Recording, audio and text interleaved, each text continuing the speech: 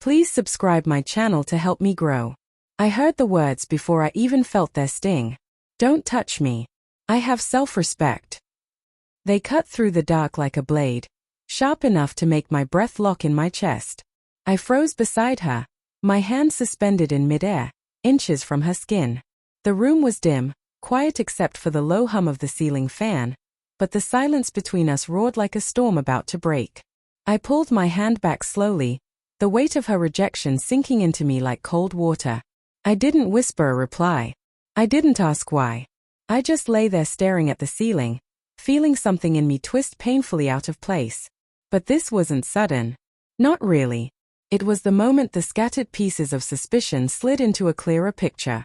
Earlier that week she had started guarding her phone. She used to leave it charging anywhere, even in the kitchen. Now she kept it tucked under her pillow. Her smile had become strangely polite, the way you smile at a guest you don't want to offend. And she'd begun showering at odd times, coming out with a shaky exhale she insisted was just tiredness. I wanted to believe her. She was my wife, my world, my safe place. So I convinced myself I was imagining things. But that night, her words tasted like the truth she'd been hiding. I barely slept. My heart kept racing, replaying her tone, her coldness, the way she turned her back to me and curled away as if my breath, my presence, my love was something to endure instead of cherish. By morning, she was suddenly warm again. Almost too warm. "Good morning," she said lightly, placing a cup of tea on the bedside table for me.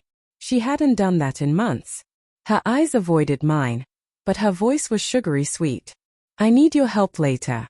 A few things to buy. And we should go see my mother." I stared at her hand resting casually near my knee.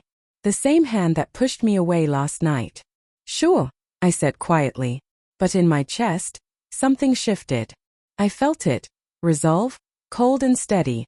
When she went to shower, she left her phone on the bed. For the first time in weeks. The screen lit up with a notification. "You free tonight?" My throat tightened. Not because of the message, but because of the name. A coworker she'd assured me barely talked to her. The same coworker she suddenly had extra meetings with every week.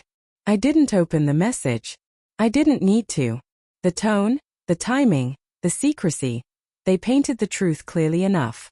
I walked to the kitchen, my heart beat strangely calm. When she came out dressed, hair still damp, she smiled brightly. "Ready? We have a lot to do today." I met her eyes with a quiet steadiness I hadn't felt in months. "No," I said. She blinked. "No to what?" "To everything you're asking for today." Confusion flashed over her face, followed by a flicker of fear. "What's that supposed to mean?" "It means," I said, placing her phone on the table gently, "I'm done pretending." Her eyes widened. Her hand flew to her chest. You went through my phone." "I didn't need to." I paused. "Your lies answer themselves now." She opened her mouth, but no words came out. Just silence. Heavy, trembling silence. The woman who rejected me with icy pride just hours ago now looked like she'd been pushed into cold water, gasping for something to hold on to. "Please," she whispered finally. "Let me explain." "Explain what?" I asked softly. "Last night or tonight?" She flinched. And that was my answer. I didn't yell. I didn't curse. I simply stepped back and watched her realize I wasn't begging anymore. Her rejection ended something between us. My rejection simply acknowledged it. And in that moment, I felt the sharpness of heartbreak, but also the first breath of freedom.